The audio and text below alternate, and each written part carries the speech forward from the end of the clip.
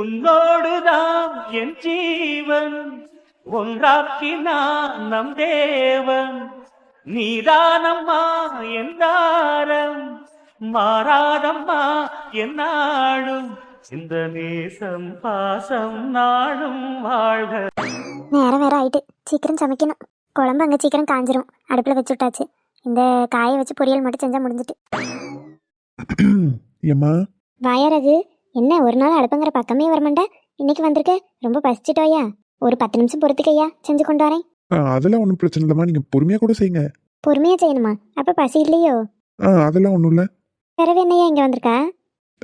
சும்மா என்ன பண்ணுறீங்கன்னு பார்க்கலான்னு வந்தேன். நம்மள இத்தனை வருஷம் இதே இடத்துல தான் நான் வேலை செஞ்சுக்கிட்டு இருக்கேன். ஒரு நாள் வந்து எட்டி கூட பார்க்க மாட்டேன். இன்னைக்கு என்ன செய்கிறேன்னு பார்க்க வந்தேங்க. இல்லைம்மா, நீங்கள் வேற சமைச்சிட்டு வெளியே போகணும்னு சொன்னீங்கல்ல, அதான். சமைச்சிட்டு வெளியே போகணும்னு சொன்னா? எங்கே போகணும்? என்னது அம்மா இப்படி கேட்காவ? அம்மா அது சொல்லு மக்கா சீக்கிரம், எனக்கு வேலை கிடக்கு. இல்லைம்மா, ஜோசியரை பார்க்க போகணும்னு சொன்னீங்கல்ல, அதான். எப்போ போறியே என்ன ஏதுன்னு கேட்க வந்தேன். கல்ல பையன், அவன் காரியத்தில் கரெக்டாக இருக்கானே. ஐயா, அம்மா அதை மறக்கலை. நான் காலையில் எழும்பின உடனே வேலையாக அவருக்கு தான் ஃபோன் போட்டேன். இந்த மாதிரி நான் பார்க்க வரணும், நீங்கள் எந்த நேரம் இதாக இருப்பியே சொல்லுங்கன்னு கேட்டேன். அவர் நான் ஊர்லேயே இல்லையம்மா, 2 நாள் கழிச்சு தான் வருவேன்னு சொல்லிட்டாரு. நீ ஒன்றும் கவலைப்படாத, 2 நாள் கழிச்சு அவர் வந்தோன்னே நம்ம போய் பார்த்துட்டு வந்துடுறேன். என்ன இது 2 நாள் கழிச்சு தான் வருவாரா? ஏம்மா, ஊரில் வேற ஜோசியரே இல்லையம்மா, அவர் ஒருத்தர் தான் இருக்காரா? இல்லை, அவர்கிட்ட தானே எப்பவும் பார்ப்போம். இப்போ புதுசாக ஒரு ஆள்கிட்ட பார்த்து அவைய ஏதாவது சொல்லியதுக்கு எப்பயும் வழக்கமாக பார்க்குறவகிட்டே பார்க்கலாம்ல. அவர் சொன்னால் எல்லாம் சரியா இருக்கும்ல. அவர் சொன்னால் சரியா இருக்குமா? நான் இப்படி தான் கல்யாணம் முடிப்பேன்னு சொன்னாரா? அதை பற்றி நான் கேட்கல, கேட்டிருந்தா சொல்லியிருப்பாரு. அப்போ நீங்கள் வேற ஜோசியரை பார்க்க மாட்டிய? பார்க்க மாட்டேன். அவரே வரட்டு, 2 நாள் தானே, பார்த்துடலாம். என்னையா? அவ்வளோதான், நம்மளை முடிச்சு விட்டீங்க போங்க. சரிம்மா, 2 நாள் என்ன சேர்த்து கூட 2 நாள் அவர் இருந்துட்டு வரட்டும். பொறுமையாக பாருங்க. சரியா, சரி. என் மகளுக்கு கேசரினா அம்பிட்டு பிடிக்கும். என்னைக்கு செஞ்சாலும் அப்படி உட்காந்து சாப்பிடுவா. என்னைக்கு அவள் கல்யாணம் முடிஞ்சு போனாலோ அன்னையிலேருந்து இத்தனை வருஷம் ஆயிட்டு என் கையால் என் மகளுக்கு ஒன்றும் ஆக்கி போட முடியலை. இப்போ தான் யாருக்கும் தெரியாமல் என் மகிட்ட பேசிட்டோம்ல, அவளுக்கு பிடிச்சதெல்லாம் செஞ்சு கொடுக்கணும். இத்தனை வருஷம் என் கையால் ஒன்றும் திங்காமல் ஏங்கி போயிருப்பா என் மாவா. அத்தை, வா ஈஸ்வரி. என்னத்த, கிச்சனில் ஏதோ நெய்யெல்லாம் மணக்கிற மாதிரி இருக்கு. ஆமாம் ஈஸ்வரி, எனக்கு கேசரி திங்கணும் போல் இருந்துச்சு, அதனால் கேசரி செஞ்சேன். என்னத்த நீங்கள், உங்களை தான் டாக்டர் நிறைய இனிப்பு சாப்பிடக்கூடாதுன்னு சொல்லியிருக்காவல்ல? ஆமாம்மா, நான் சும்மா 2 வாய் தான் சாப்பிட்டேன். உங்களுக்கெல்லாம் தான் செஞ்சு வச்சுருக்கேன். அந்த பாத்திரத்தில் இருக்க எல்லாரும் எடுத்துக்கிடுங்க. உண்மையாகவே 2 வாய் தான் எடுத்தியலா? நான் வேற இங்கே இல்லையே, நீங்கள் எத்தனை வாய் எடுத்தீங்கன்னு எனக்கு வேற தெரியலையே. நான் உண்மையதாம்மா சொல்கிறேன், 2 வாய் தான் எடுத்தேன், அதுக்கு மேலே சாப்பிடல. அங்கே தான் வச்சுருக்கேன், நீங்களாம் சாப்பிடுங்க. மாறேன் எங்க? மாறேன் அவன் ரூமில் இருக்கான் தே. சரி, நான் அவனை போய் பார்த்துட்டு வரேன். தே, இது என்ன டிஃபனில்? எனக்கு தெரியாமல் மறைச்சி கேசரி எடுத்துகிட்டு போய் எங்கேயும் உட்காந்து சாப்பிட போறீங்களா என்ன? சாச்சே, இது எனக்கு இல்லைம்மா. உங்களுக்கு இல்லையா? உங்களுக்கு இல்லைன்னா இந்த கேசரி பறவையா இருக்கு. அது ஏன்? ஐயோ, உளறிடக்கூடாது. என்ன சொல்கிறது? விஜயலட்சுமிக்கு. அவங்களுக்கா? ஆமாம்மா, அவளுக்கு தான். நேற்று சாயந்தரம் போல் அவளை நானும் உட்காந்து பேசிக்கிட்டு இருந்தோம். அவள் தான் இந்த கேசரி ஆசையை வர வச்சுட்டா. எனக்கு கேசரி பற்றி சொன்னாலா, எனக்கும் சாப்பிடணும் போல் ஆயிட்டு. அதான் அவளும் ரொம்ப சாப்பிடணும்னு ஆசையாக இருக்குன்னு சொன்னாலா, அதான் இன்னைக்கு நம்ம வீட்டில் செஞ்சோம்ல, சத்தா அவளுக்கு கொண்டு போய் கொடுத்து அவளும் சாப்பிடுவாளே, அதான் எடுத்துகிட்டு போகிறேன். மேக்கருக்கு அவளே, அந்த விஜயலட்சுமியாவை சொல்கிறீங்க? அவளே தான். அத்தே, உங்களையாவது டாக்டர் வயசாகுதுங்கிறதுக்காக தான் நிறைய இனிப்பு சாப்பிடக்கூடாதுன்னு சொல்லியிருக்காரு. ஆனால் அவங்களுக்கு தான் 6 வருஷமாக சுகர் இருக்கே, தினமும் சுகருக்கு மாத்திரை தானே போட்டுக்கிட்டு இருக்காவ. அப்படி இருக்கும்போதுல நீங்கள் எப்படி ஒரு டிஃபன் பாக்ஸில் கொண்டு போய் கொடுத்தா அதை சாப்பிட்டுட்டு அவளுக்கு ஏதாவது ஆயிட்டுனா என்ன செய்ய? அதெல்லாம் அவளுக்கு ஒன்றும் கொடுக்காண்டா. அட கடவுளே, அவளுக்கு சுகர் இருக்குன்னு நான் என்ன கனவா கண்டேன்? ஐயோ, நம்ம வேற அவ வேற சொல்லிட்டோம், என்னன்னு சமாளிக்க? அவளுக்கு சுகர் இருக்குன்னு உனக்கு எப்படி தெரியும்? எப்படி தெரியுமா? அவிய மருமகளும் நானும் தான் ஃப்ரெண்டாச்சே, அவள் தான் சொன்னா. சரி, அந்த டிஃபன் பாக்ஸ் அங்கேயே வச்சுட்டு நீங்கள் போங்க ரூமுக்கு. இல்லை, விஜயலட்சுமிக்கு தானே சுகரு, நான் வேற யாருக்காவது கொடுத்துக்கிடுறேன். வேற யாருக்கு தான் கொண்டு போக போறிய? பொண்ணுமணி இருக்கால, அவளுக்கு கொடுப்போம். ஓ, அவியலுக்கா கொடுக்க போறிய? நான் பட்டக்காவை பார்க்க போகணும். நான் வேணா போகிற வழியில் தானே வீடு கொடுத்துட்டு போட்டா?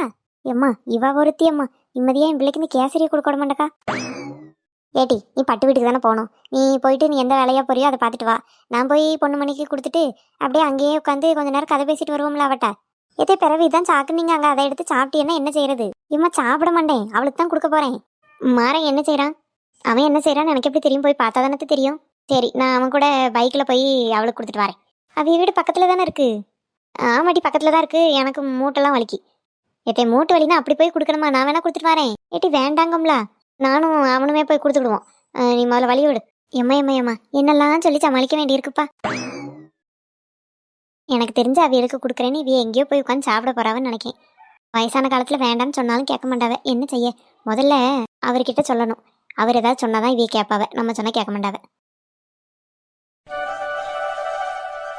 சம்மந்தியம்மா, சம்மந்தியம்மா, அன்னக்குடி, மாணிக்கண்ணே, வாங்க வாங்க.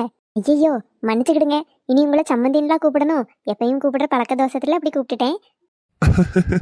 அதனால என்னங்க, இதுக்கு எதுக்கு மன்னிப்புலாம் கேக்குதிய? சரி, ஏன் நின்றுட்டே இருக்கீங்க? வாங்க வாங்க உட்காருங்க. என்ன குடிக்கிறிய? காப்பியா டீயா? சொல்லுங்க, போட்டுட்டு வரேன். அதெல்லாம் ஒன்றும் வேண்டாம் சம்மந்தி, நாங்கள் குடிச்சிட்டு தான் வரோம். நம்ம வீட்டுக்கு வாரிய வயிற்று காய போட்டுட்டுலாம் வந்திருக்கணும், இங்கே வந்து சாப்பிட்டுக்கிடலான்னு. இது என்ன நியாயம்? உங்கள் வீட்லேயே சாப்பிட்டுட்டு வருது. அப்படி இல்லை மைனி, இங்கே பிறகு தான் வரணும்னு நினச்சோம். சரி எதுக்கு தள்ளி போட்டுட்டு இப்பயே போயிடுவோன்னு வந்துட்டோம். நானே சாயங்காலம் உங்கள் வீட்டுக்கு வரணும்னு நினச்சேன். பிள்ளைங்களுக்கு கல்யாணம் முடிஞ்சு கோயிலுக்கு கூட்டிகிட்டு போகணும்ல, இன்னும் கோயிலுக்கு கூட்டிகிட்டு போகல. நேற்றே கூட்டிகிட்டு போயிருக்கணும். ஆனால் என் மவ தான் 2 நாளுக்கு பரிச்சை இருக்குது, ஏதோ என்னமோ பரிச்சை வைக்காவ, அதனால் 2 நாள் கழிச்சு போகலாமா, நானும் வருவேன்ல அப்படின்னா. அதான் நானும் சரி கல்யாணத்தை தான் நானும் என் மகளும் பார்க்கல, சரி கூட்டிகிட்டு போகிற அன்னைக்காவது அவளும் இருந்தால் நல்லா இருக்குமேனு வச்சுருக்கேன். அதான் உங்ககிட்ட சாயந்தரம் போல் வந்து சொல்லணும், வாங்க 2 குடும்பமும் சேர்ந்து கோயிலுக்கு போயிட்டு வரலான்னு சொல்லிட்டு வரணும்னு நினச்சேன். நீங்களே வந்துட்டிய. நாளைக்கு கோயிலுக்கா? தாராளமாக போகலாம் சம்மந்தி. சந்தோஷம் சம்மந்தி. நம்ம 2 குடும்பமும் போனால் போதுமா, இன்னும் ஆளுவலை நிறைய கூப்பிடணுமா? உங்கள் விருப்பம் தான். நம்ம 2 குடும்பமும் போகலான்னாலும் போகலாம், இல்லை எல்லாத்தையும் கூப்பிடணுன்னாலும் கூப்பிடலாம். நீ இப்படி சொன்னால் எனக்கு என்ன தெரியும்? சரி நான் வேணா என் மாவன்ட்டு கேட்கேன், அவன் என்ன சொல்லுதான்னு பார்ப்போம். சரியா சம்மந்தி? சரி மைனி. மைனி இங்கே இருந்துக்கிடுங்க, நான் ஏதாவது குடிக்கிறதுக்கு எடுத்துகிட்டு வரேன். மைனி வேண்டாம் மைனி, நீங்கள் இப்படி தான் சொல்லுவீங்க, இருங்க. அட என்ன மைனி இது, நாங்கள் தான் வேண்டான்னு சொன்னோம்ல, நீங்கள் அப்படி தான் சொல்லுவீங்க, அதுக்கு நான் அமைதியாக இருக்க முடியுமா? இந்தாங்க குடிங்க. அட என்ன நீங்க, சரி கொடுங்க. கையில் வாங்கி வச்சுட்டே இருந்தா எப்படி? குடிங்க. குடிக்க மைனி, நான் ரொம்ப சூடாக குடிச்சிட மாட்டேன், கொஞ்சம் ஆறட்டு. சொல்லியிருந்தா ஆற்றி எடுத்துகிட்டு வந்திருப்போம்ல.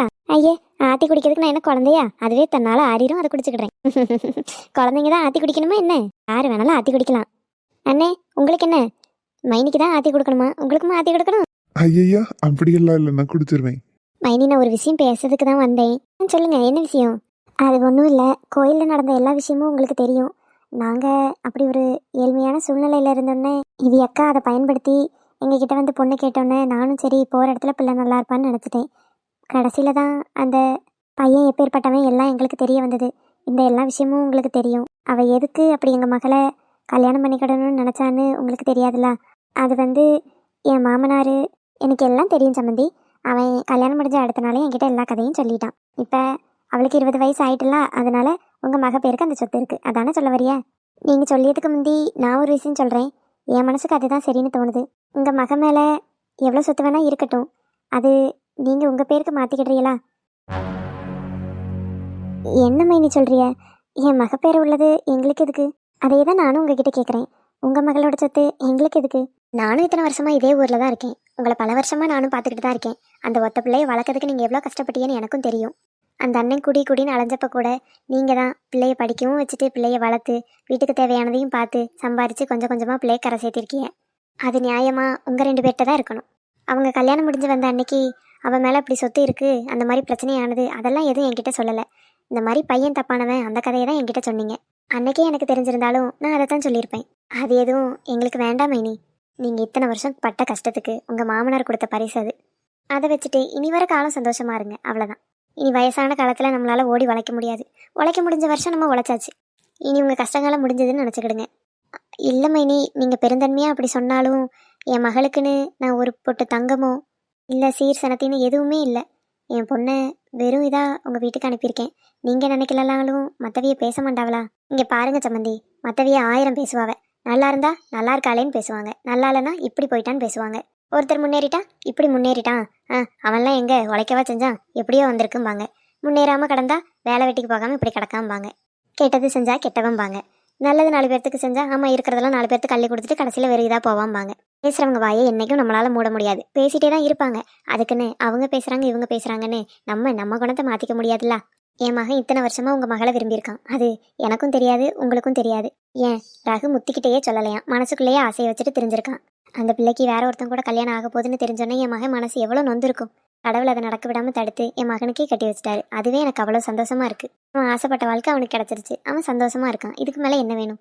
பொண்ணு எங்கள் வீட்டுக்கு வாழ தான் வந்திருக்கா, அதுக்குன்னு அவள் அதை கொண்டு வரணும் இதை கொண்டு வரணும்னு நான் என்றைக்கும் நினைக்க மாட்டேன். முத்துன்னு இல்லை, நானே ஒரு பிள்ளை தேடி இருந்தாலும் வரதட்சணை எதுவும் வேண்டாமா, பிள்ளையை மட்டும் அனுப்புங்கம்மான்னு தான் நான் சொல்லியிருப்பேன். எனக்கும் சின்ன வயசுலேருந்து வரதட்சணை வாங்குறது கொடுக்குறதுலாம் பெரிய உடன்பாடே கிடையாது. ஏன் என்னை கல்யாணம் பண்ணி கொடுக்கும் போச்சுல, என் வீட்டுக்கார் வீட்டில் நல்ல வசதி, அவையே தான் எனக்கு நகை போட்டு கூட்டிகிட்டு போனாவே. எங்கள் வீட்டில் அப்போ வசதியெல்லாம் கிடையாது, ஒன்றும் வேண்டான்னு சொல்லிட்டாவே. நான் அப்படி தான் இருந்தேன். அதனால் எனக்கு வரப்போகிற மருமகளுக்கும் அப்படி தான் பண்ணணும், என் மகளுக்கும் நாளைக்கு வரதட்சணை இல்லாமல் தான் கல்யாணம் பண்ணணுங்கிறது தான் என் நோக்கம்.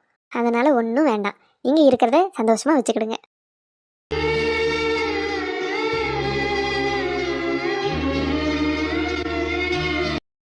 ஐயோ மைனி, எதுக்கு அல்றிய? நான் எதுவும் தெரியாமல் தப்பாக பேசிட்டேனா? அப்பா எதுவும் சொல்லியிருந்தேன்னா மன்னிச்சுக்கிடுங்க. மைனி, நீங்கள் தப்பாக ஒன்றும் சொல்லலை மைனி. எனக்கு தான் நீங்கள் பேசியதெல்லாம் பார்க்கும்போது என் பிள்ளை நல்ல குடும்பத்துக்கு வாழ வந்திருக்கா, சந்தோஷமாக இருப்பான்னு எனக்கு ஒரு நம்பிக்கை வந்திருக்கு. அந்த சந்தோஷத்தில் தான் இப்படி எனக்கு ஆனந்த கண்ணீர் வருதே தவிர வேற ஒன்றும் இல்லை மைனி. நீங்கள் பயப்படுற மாதிரி முத்துக்கு இங்கே ஒன்றும் ஆகாது. அவள் விருப்பம் போல் இருக்கலாம். சரியா? கண்ணை தடைங்க. முதல்ல கண்ணை தடைச்சிட்டு இந்த டீயை குடிங்க, ஆறிடும். சரி மைனி. கொஞ்சம் இந்த சூப்பையாவது குடியாதிரா. ப்ளீஸ் அர்ஜுன், எனக்கு வேண்டாம், எனக்கு டயர்டாக இருக்குது. உனக்கு டயர்டாக இருக்குன்னு எனக்கும் புரியுது. ஹாஸ்பிட்டல் போகலான்னு சொன்னாலும் வேண்டான்னு சொல்கிற. டயர்டாக இருக்கிறதுக்குலாம் யாராவது ஹாஸ்பிட்டல் போவாங்களா? கொஞ்ச நேரம் தூங்கி எந்திரிச்சா சரியாயிரும் அர்ஜுன். உன் ஃபேஸே டல்லாக தான் இருக்குது. எனக்கு தெரிஞ்சு உனக்கு காய்ச்சல் தான் வரப்போகுதுன்னு நினைக்கிறேன். அதுலேயும் நீ சாப்பிடாம எதுவும் பண்ணாமல் ரொம்ப அப்படியே படுத்திருந்தேன்னா இன்னும் தான் அதிகமாகும். நீ சாப்பிடவே பிடிக்கலன்னு சொன்னனால தான் ஃபுட் அவாய்ட் பண்ணிட்டு உனக்கு சூப் எடுத்துகிட்டு வந்தேன். இதையும் குடிக்க மாட்டேன்னு சொன்னால் எப்படி? கொஞ்சம் இதை குடிச்சிட்டு படுத்துக்கோ, அதுக்கப்புறம் நான் உன்னை டிஸ்டர்ப் பண்ண மாட்டேன். ஓகேவா? இல்லை அர்ஜுன். என்ன ஆதிமா, என்னை நம்பி தான் உங்கள் வீட்லேயும் என்னை விட்டுருக்காங்க, எங்கள் வீட்லேயும் விட்டுருக்காங்க. அப்போ நான் தானே உன்னை கேர் எடுத்து பார்த்துக்கணும். நல்லா அனுப்பின பிள்ளையே இப்படி உடம்பு சரியில்லாமல் நான் வீட்டுக்கு கூட்டிகிட்டு போனால் என்ன எதுவும் சொல்ல மாட்டாங்களா என்ன? நம்ம தான் இன்றைக்கி ஈவினிங் கிளம்ப போகிறோம்ல. நீ சாப்பிட்டு ஹெல்த்தியாக இருந்தால் தான் நான் உன்னை கூட்டிகிட்டு போகும்போது அவங்களுக்கும் ஹாப்பியாக இருக்கும். கொஞ்சமாக சாப்பிட்டு ரெஸ்ட் எடு. ஓகேவா? உனக்கு எதுவும் ஒரு மாதிரி ஃபீல் ஆச்சுன்னா சொல்லு, நம்ம ஹாஸ்பிட்டல் போயிட்டு வந்துடலாம். அப்படி இல்லை உன்னால் வர முடியலன்னா கூட சொல்லு, நான் டாக்டரை இங்கேயே வர சொல்கிறேன். ஐயோ, அதெல்லாம் ஒன்றும் வேண்டாம் அர்ஜுன். ஏன் ஊசி போடுவாங்கன்னு பயப்படுறியா என்ன? என்ன இவன் கரெக்டாக கண்டுபிடிச்சிட்டான். அதெல்லாம் ஒன்றும் இல்லை. ஊசிக்கலாமா நான் பயப்படுவேன்? அதெல்லாம் பயப்பட மாட்டேன். அப்புறம் உனக்கு என்ன பிரச்சனை? டாக்டர் பார்க்க போகிறதுக்கு தான் டயர்டாக இருக்குது. சரி, இங்கேருந்து எப்படி ட்ராவல் பண்ணுறதுன்னு யோசிக்கலாம். டாக்டரே இங்கே வர சொல்லவான்னு கேட்டால் கூட வேண்டான்னு சொல்கிறேன். அர்ஜுன், சின்ன சின்ன விஷயத்துக்குலாம் உடனே டாக்டர் தேடி ஓடக்கூடாது. ஓகேவா? நம்மளால முடிஞ்ச வரைக்கும் பார்க்கணும், முடியாத பட்சத்துக்கு தான் டாக்டர் கிட்ட போகணும். சரிங்க மேடம், இதெல்லாம் நல்லா வக்கனையாக பேசுங்க. முதல்ல இந்த சூப்பு குடி. எனக்கு எதுவுமே சாப்பிடணும் போல இல்லை அர்ஜுன். எப்படி இருக்கும்? இங்கே கூலிங் கிளைமேட், அந்த கிளைமேட்டுக்கு அப்படி தான் இருக்கும். இருந்தாலும் அதுக்கு நம்ம சாப்பிடாம விட்டுற முடியுமா சொல்லு? இங்கே வந்த நாள்லேருந்து நம்ம சாப்பிட்டுட்டு தானே இருக்கோம். இன்னைக்கு மட்டும் உனக்கு என்ன? எனக்கு நல்லா தூங்கணும் போல இருக்கு. நான் உன்னை எதுவும் டிஸ்டர்ப் பண்ண மாட்டேன், நீ நல்லா தூங்கலாம். ஆனால் சூப் குடிச்சிட்டு தூங்கலாம். அர்ஜுன், அடி வாங்குவா ஆதிமா. என்ன அர்ஜுன் சொன்னா கேட்கவே மாட்டேன். இப்படிலாம் சொன்னா நீ சரிப்பட்டு வர மாட்டேன்.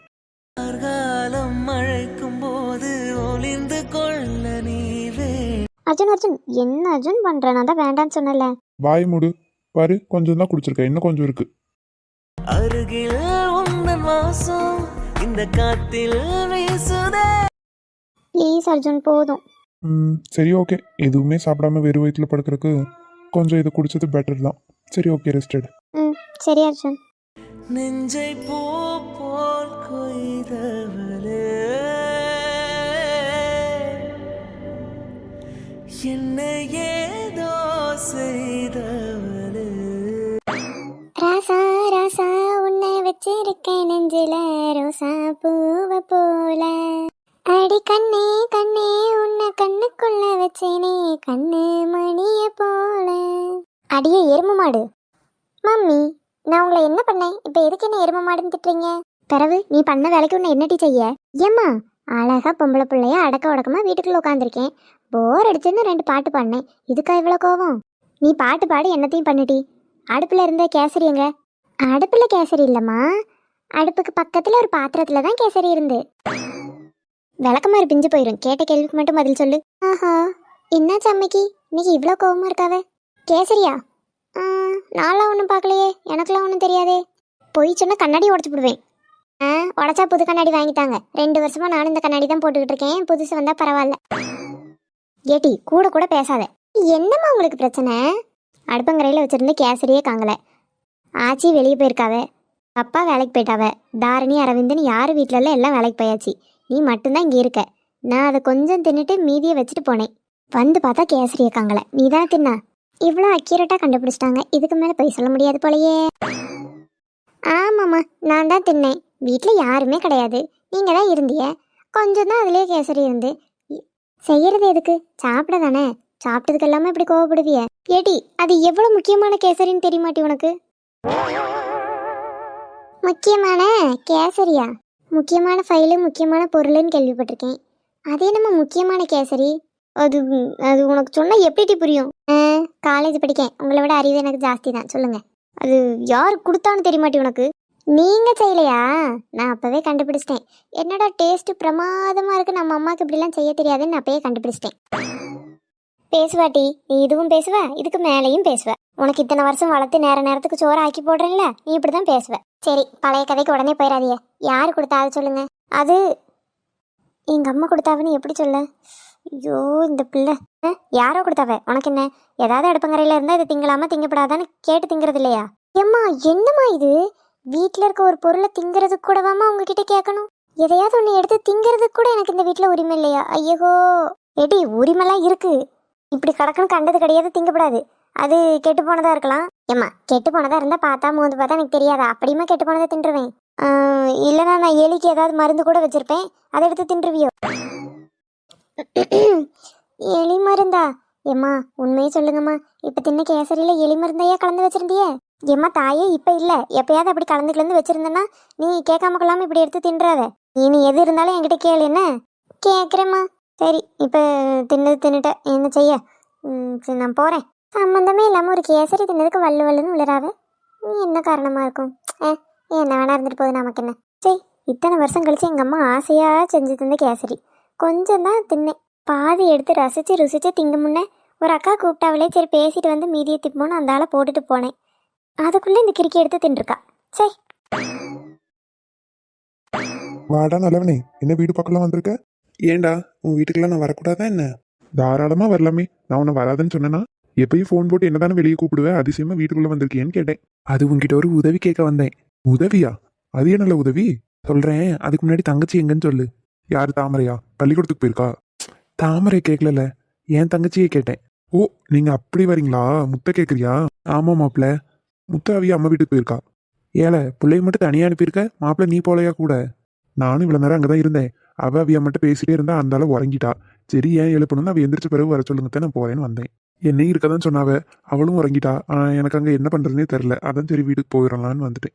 ஆஹா, தங்கச்சி வீட்டுல இல்ல, நான் ஃப்ரீயாவே என்கிட்ட ஃப்ரீயா உன்கிட்ட பேசலான்னு சொன்னேன். அப்படி என்னல புதையல் இருக்க ரகசியத்தையே சொல்ல போற? புதையல் என்ன, இது அதை விட பெரிய மேட்ரு. எங்க சொல்லி கேட்போம். அப்பல உன்னை எனக்கு ரொம்ப பிடிக்கும்ல. அடே மண்டக்கோளாறு, என்ன உனக்கு பிடிக்குமான்னு நீ தான் சொல்லணும். என்கிட்ட வந்து உன்னை எனக்கு ரொம்ப பிடிக்கும்லன்னு கேட்குற. சாரி மாப்பிள்ள, வாய் வளரிட்டு. உனக்கு என்ன ரொம்ப பிடிக்கும் தானே? ஆமா பிடிக்கும். நான் கேட்டா எதுவும் இல்லைன்னு சொல்ல மாட்டியே? சொல்ல மாட்டேன். தயவு செஞ்சு இல்லைன்னு மட்டும் சொல்லிடாதடா. உன்கிட்ட ஒரு பெரிய உதவியை கேட்டு வந்திருக்கேன். என்னடா இப்படியெல்லாம் சொல்ற? சரி என்னன்னு சொல்லு. அந்த உதவியை நீ மட்டும்தான் எனக்காக பண்ண முடியும். எதுக்குடா இவ்வளோ பில்டப் பண்ற? என்னன்னு சொல்லி தொலை.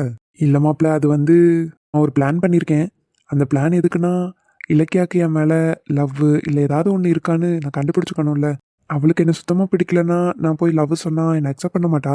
ஒருவேளை நான் பண்ண போற பிளான்ல அவள் எதுவும் ரியாக்ட் ஆகலைன்னா, அவளுக்கு என்ன இன்னும் பிடிக்கலன்னு நினச்சி அவளுக்கு பிடிச்ச மாதிரி நான் நடந்துக்கிட்டு பிறகு போய் நான் என் காதலை சொல்லுவேன். அப்படி இல்லை அந்த பிளானுக்கு அவள் ரியாக்ட் பண்ணிட்டான்னா நான் சீக்கிரமாகவே சொல்லிடுவேன். அதான். அப்படி என்னடா பிளான் போட்டு வச்சிருக்க?